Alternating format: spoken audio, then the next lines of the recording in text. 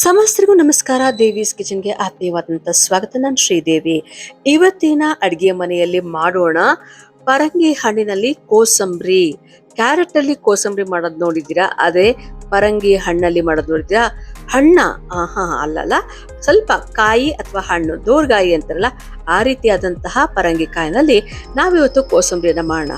ಕಾರಣ ಇಷ್ಟೇ, ನಾವು ನಾಲ್ಗೆ ಚಪಲಕ್ಕೆ ಬೇಕಾದಷ್ಟು ಪದಾರ್ಥಗಳನ್ನ ತಿಂತೀವಿ, ಆದ್ರೆ ಆರೋಗ್ಯಕ್ಕೆ ಸಂಬಂಧಪಟ್ಟ ಹಾಗೆ ಏನಾದ್ರು ತಿನ್ಬೇಕು ಅಂದ್ರೆ ಸ್ವಲ್ಪ ಅಂತೀವಿ. ಆದ್ರೆ ಅವಾಗವಾಗ ಆರೋಗ್ಯಕ್ಕೂ ಗಮನ ಕೊಡ್ಬೇಕಲ್ವಾ, ಅದಕ್ಕೋಸ್ಕರ ಈ ಅಡಿಗೆ ಮಾಡ್ತಾ ಇದೀನಿ. ಈ ಒಂದು ಪರಂಗಿ ಕೋಸಂಬರಿ ಇದೆಯಲ್ಲ, ಅಥವಾ ಈ ಪರಂಗಿ ಕಾಯಿ ಇದೆಯಲ್ಲ, ಇದು ಬಹಳ ಒಳ್ಳೆಯದು, ರಕ್ತ ವೃದ್ಧಿಗೆ ಸಹಕಾರಿಯಾಗುತ್ತೆ. ಹಾಗೆ ವೈಟಮಿನ್ ಎ ಇದರಲ್ಲಿ ಹೇರಳವಾಗಿದೆ ಅಂತ ಹೇಳ್ತಾರೆ. ಅಷ್ಟೇ ಅಲ್ಲದೆ ಕರುಳಿಗೂ ಕೂಡ ಹಿತ. ಈ ಒಂದು ರೀತಿ ಮಲ್ಟಿ ಪರ್ಪಸ್ ಅಂತಾರಲ್ಲ, ಅಥವಾ ಮಲ್ಟಿ ಫೆಸಿಲಿಟಿ, ಮಲ್ಟಿ ಯೂಸೇಜ್ ಅಂತಿರಲ್ಲ, ಅವೆಲ್ಲವನ್ನ ನೀವು ಪಡ್ಕೋಬಹುದು ಈ ಒಂದು ಪರಂಗಿ ಹಣ್ಣಿನ ಕೋಸಂಬರಿಯಲ್ಲಿ. ಸೊ ಮಾಡ್ಬೇಡ ಪರಂಗಿ ಹಣ್ಣಿನಲ್ಲಿ ಕೋಸಂಬರಿ. ಪರಂಗಿ ಹಣ್ಣು ಆಗ್ಲೇ ಹೇಳಿದೆ, ಹಣ್ಣಲ್ಲ, ಸ್ವಲ್ಪ ದೋರ್ಗಾಯಿ, ಹಣ್ಣು ಅಲ್ಲ ಕಾಯಿ ಅಲ್ಲ ಅನ್ನೋ ಸ್ಥಿತಿಲಿರುವಂತ ಒಂದು ಕಾಯಿನಲ್ಲಿ ತಗೊಂಡು ಈ ರೀತಿ ಸಣ್ಣದಾಗಿ ತುರ್ಕೊಂಡ್ಬಿಡಿ. ತುರ್ಕೊಂಡು ಅದನ್ನ ರೆಡಿ ಮಾಡ್ಕೊಳ್ಳಿ. ಆ ನಂತರದಲ್ಲಿ ಇನ್ನೇನ್ ಬೇಕಾಗುತ್ತೆ ಅಂದ್ರೆ, ಸ್ವಲ್ಪ ನಮ್ಗೆ ಹಸಿಮೆಣಸಿನಕಾಯಿ 4 ರಿಂದ 5 ಸಣ್ಣಗೆ ಹೆಚ್ಚಿಟ್ಕೊಳ್ಳಿ. ಕೊತ್ತಂಬರಿ ಸೊಪ್ಪು ಸಣ್ಣಗೆ ಹೆಚ್ಚಿಟ್ಕೊಳ್ಳಿ. 4 ರಿಂದ 5 ಕರಿಬೇವಿನ ಎಲೆಗಳು. ಆ ನಂತರ 1 ಬಟ್ಟಲು ಕೊಬ್ಬರಿ ಕಾಯಿ ತುರಿ ರೆಡಿ ಇರ್ಲಿ. ಅದಾದ ನಂತರ ಒಗ್ಗರಣೆಗೆ 2 ಚಮಚ ಎಣ್ಣೆ. ಆ ನಂತರ 1 ಚಿಟಿಕೆ ಇಂಗು. ಆ ನಂತರ 1 ಅಥವಾ 2 ಚಮಚೆಯಷ್ಟು ಸಾಸಿವೆ. ಈಗ ಮಾಡೋದು ಹೇಗೆ ಅಂತ ಹೇಳ್ಕೊಡ್ತೇನೆ. ಪರಂಗಿ ದೋರ್ಗಾಯಿ ಇರುತ್ತಲ್ಲ, ಆ ದೋರ್ಗಾಯಿನ ತಗೊಂಡು ಸ್ವಲ್ಪ ದೊಡ್ಡದಾಗಿ ತುರ್ಕೊಳ್ಳಿ. ಸಣ್ಣಗೆ ತುರಕ್ ಹೋಗ್ಬೇಡಿ, ಯಾಕಂದ್ರೆ ಸ್ವಲ್ಪ ಅಂಟಿರುತ್ತೆ, ಅದರಿಂದ ತುರಿ ಚೆನ್ನಾಗಿ ಇರೋದಿಲ್ಲ. ಅದಕ್ಕೋಸ್ಕರ ಸ್ವಲ್ಪ ದೊಡ್ಡದಾಗಿ ಕಣ್ಣಿರೋಂಥದ್ರಲ್ಲಿ ತುರ್ಕೊಂಡು ರೆಡಿ ಮಾಡ್ಕೊಳ್ಳಿ. ಅದನ್ನ ಒಂದು ಬಟ್ಟಲಿಗೆ ಹಾಕೊಂಡ್ಬೇಡ.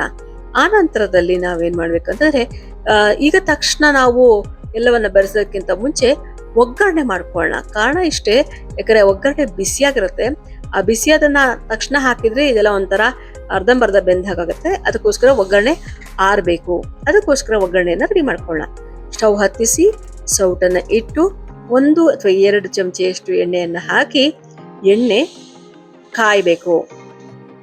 ಎಣ್ಣೆ ಚೆನ್ನಾಗಿ ಕಾದ ನಂತರ ಅದಕ್ಕೆ ನಾವು 1 ರಿಂದ 2 ಚಮಚದಷ್ಟು ಸಾಸಿವೆಯನ್ನ ಹಾಕೋಣ.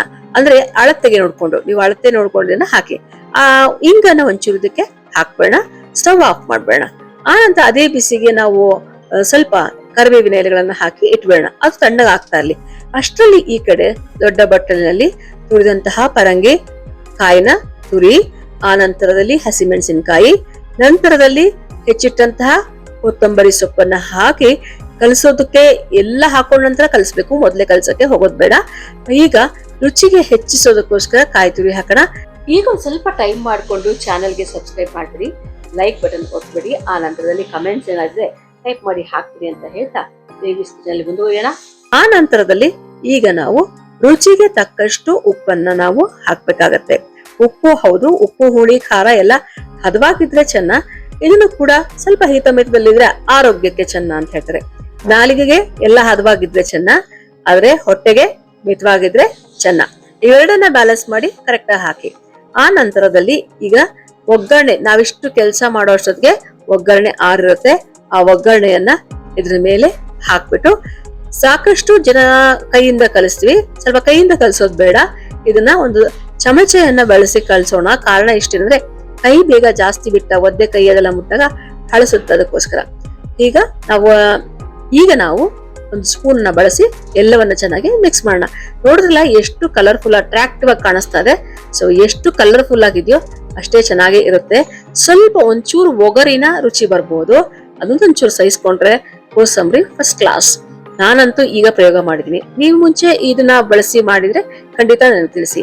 ಆರೋಗ್ಯವೇ ಭಾಗ್ಯ, ಇದನ್ನ ಮನಸ್ಸಲ್ಲಿ ಇಟ್ಕೊಂಡು ಅಡಿಗೆನ ಮಾಡಿ ಅಂತ ಹೇಳ್ತಾ, ಈ ಪಾಕಶಾಲೆಗೆ ಹೆಚ್ಚು ಹೆಚ್ಚು ಜನರನ್ನ ನೀವು ಕರೆತನ್ನಿ ಅಂತ ಹೇಳ್ತಾ ಅಡಿಗೆನ ಮುಗಿಸ್ತಾನೆ. ಇದು ದೇವೀಸ್ ಕಿಚನ್, ಅಡಿಗೆ ಕಲಿಯೋರ್ಗೆ ಇರುವಂತಹ ರಾಜಮಾರ್ಗ.